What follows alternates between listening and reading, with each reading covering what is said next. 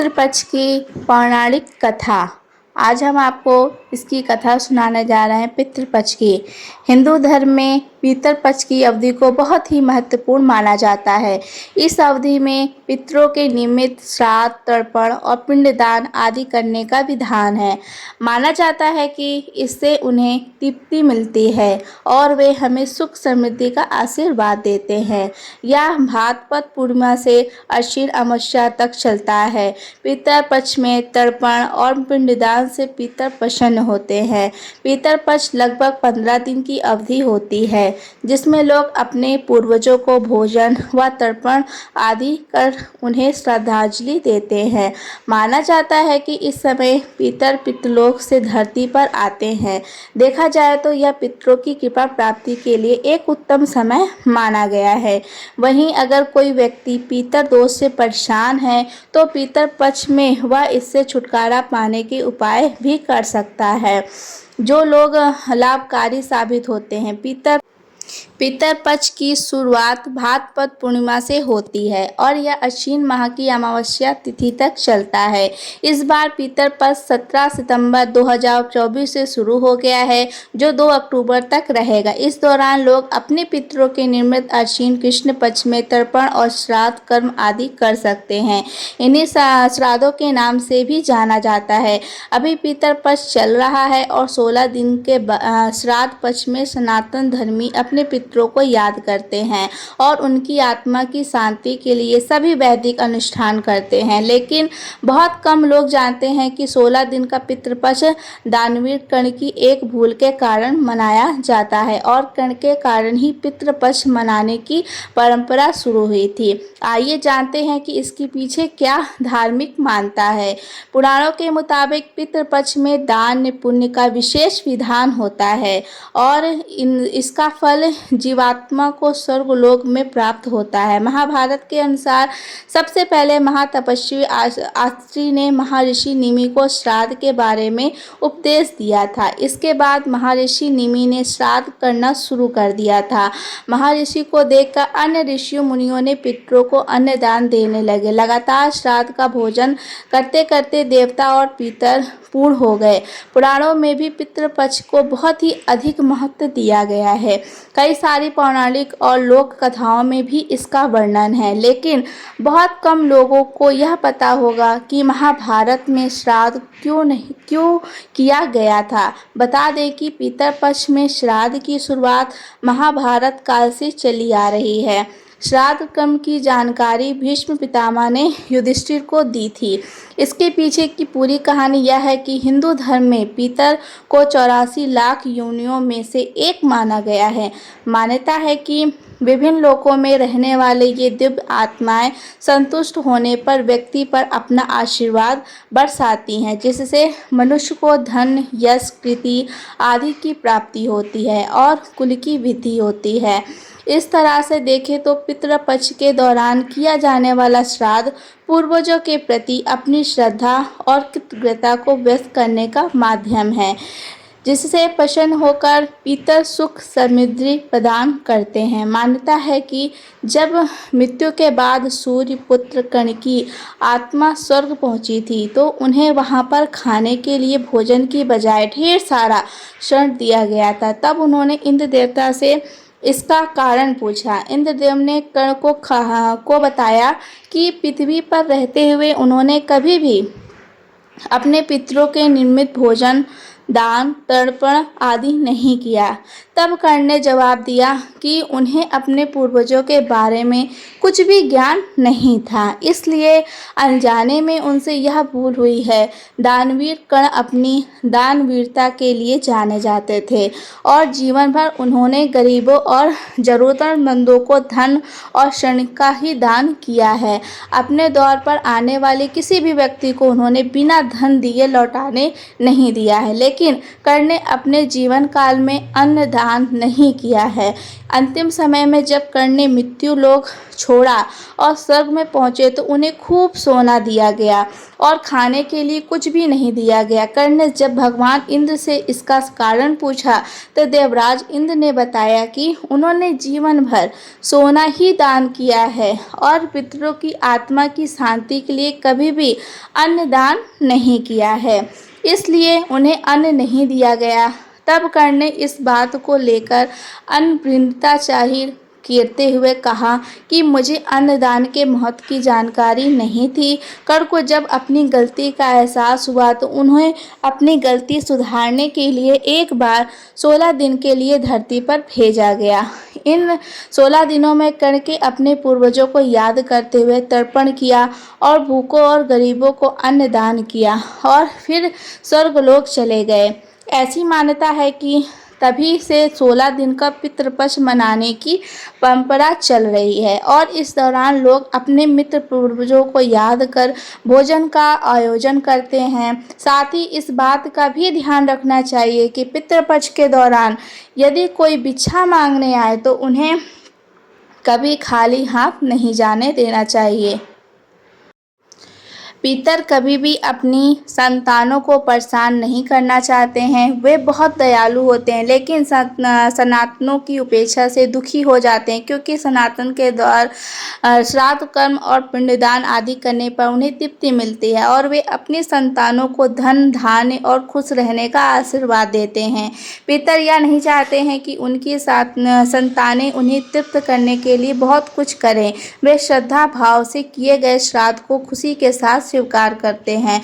कहा भी गया है कि श्राद्ध के बिना श्राद्ध अधूरा होता है। पितृपक्ष की पौराणिक कथा।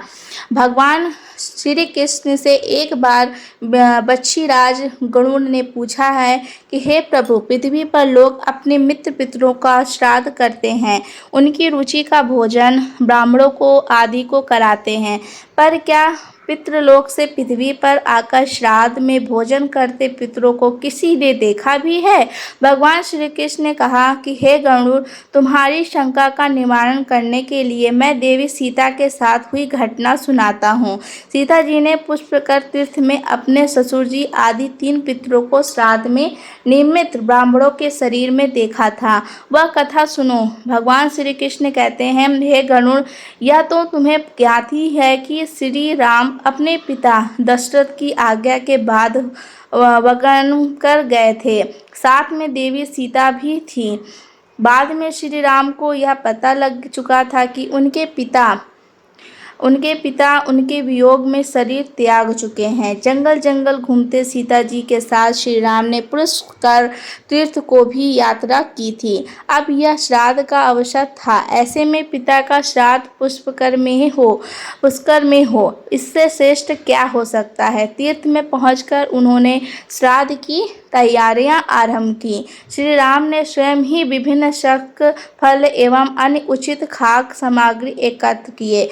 जानकी जी ने भोजन तैयार किया। उन्होंने एक पके हुए फल को सिद्ध करके श्री राम जी के सामने उपस्थित किया। श्री राम ने ऋषियों और ब्राह्मणों को सम्मान सहित आमंत्रित किया। श्राद्ध कर्म में दीक्षित श्री राम की आज्ञा से स्वयं दीक्षित होकर सीता जी ने उस धर्म का समय और उचित पालन किया और सारी तैयारी संपन्न हो गई। अब श्राद्ध में आने वाले ऋषियों और ब्राह्मणों की प्रतीक्षा थी। उस समय सूर्य आकाश मंडल के मध्य पहुंच गए और कुतुब मुहूर्त यानी दिन का 8वां मुहूर्त अथवा दोपहर हो गई। श्री राम ने जिन ऋषियों को नियमित किया था वे सभी आ गए थे। श्री राम ने सभी ऋषियों और ब्राह्मणों को स्वागत और आदर सत्कार किया तथा भोजन कराने के लिए आग्रह किया। ऋषियों और ब्राह्मणों को भोजन हेतु आसन ग्रहण करने के बाद जानकी अन्न परोसने लगीं।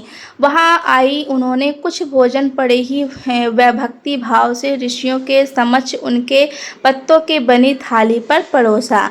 वे ब्राह्मणों के बीच भी गई, पर अचानक ही जानकी भोजन करते ब्राह्मणों और ऋषियों के बीच से निकली और तुरंत वहां से दूर चली गईं। सीता जी लताओं के मध्य छिपकर जा बैठी। यह क्रियाकलाप श्री राम देख रहे थे। सीता की इस कृत्य से श्री राम कुछ चकित हो गए।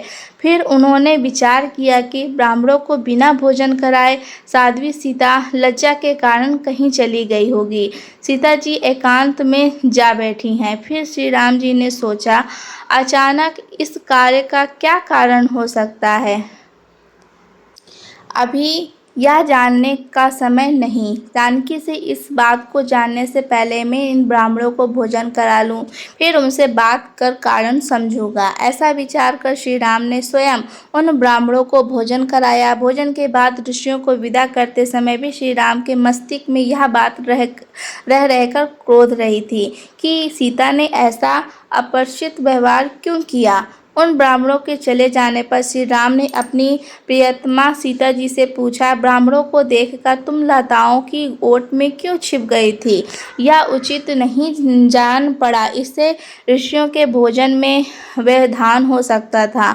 वे कुपित भी हो सकते थे। हे श्री राम बोले, हे सीते, तुम्हें तो ज्ञात है कि ऋषियों और ब्राह्मणों को पितरों के प्रतीक माना जाता है। ऐसे में तुमने ऐसा क्यों किया। इसका कारण जानने की इच्छा है। मुझे अविलंब बताओ। श्री राम के ऐसा कहने पर सीता जी मुंह में नीचे कर सामने खड़ी हो गईं और अपने नेत्रों से आंसू बहाते हुए बोली, हे नाथ, मैंने यहाँ जिस प्रकार का आश्चर्य देखा है उसे आप सुने। इस श्राद्ध में उपस्थित ब्राह्मणों की अगली प्रांत में मैंने 2 महापुरुषों को देखा जो राजा जैसे प्रतीत हो रहे थे। ऋषियों को ब्राह्मण के बीच सजे धजे राजा महाराजा जैसे महापुरुषों को देख मैं आश्चर्य में थी। तभी मैंने अपने पिताश्री के दर्शन भी किए। वह भी सभी तरह से राजश्री वस्त्रों और आभूषणों से सुशोभित थे। आपके पिता को देखकर मैं बिना बताए एकांत में चली आई। मुझे न केवल लज्जा का बोध हुआ वरन मेरे विचार में कुछ और भी आया। तभी निर्णय लिया कि हे प्रभु, पेड़ों की छाल कल और मृग चर्म धारण करके मैं अपनी ससुर के सम्मुख कैसे जा सकती हूँ। मैं आपसे यह सत्य ही कह रही हूँ। अपने हाथ से राजा को मैं वह भोजन कैसे दे सकती हूँ जिसके दासों के भी दास कभी वैसा भोजन नहीं करते। मिट्टी और पत्तों आदि से बने पत्रों में उस अन्न को रखकर मैं उन्हें कैसे देती। मैं तो वही हूँ जो पहले सभी प्रकार के आभूषणों से सुशोभित रहती थी और आपके पिताश्री मुझे वैसी ही स्थिति में देख चुके थे। आज मैं इस अवस्था में उनके सामने कैसे जाती। इससे उनके मन को भी क्षोभ होता। मैं उनको क्षोभ में कैसे देख सकती थी। क्या यह कहीं से उचित होता। इन सब कारणों की हुई लज्जा के कारण मैं वापस हो गई और किसी की दृष्टि न पड़े इसलिए सघन लताओं में आ बैठी। गरुड़ जी बोले, हे भगवान, आपकी इस कथा से मेरी शंका का उचित निवारण हो गया कि श्राद्ध में पितृगण साक्षात प्रकट होते हैं और वे श्राद्ध का भोजन करने वाले ब्राह्मणों को उपस्थित रहते हैं। हर हर महादेव। ये थी पितृपक्ष की पौराणिक कथा। आपको अगर अच्छी लगी हो तो प्लीज़ वीडियो को लाइक एंड शेयर और कमेंट में हर हर महादेव ज़रूर लिखें।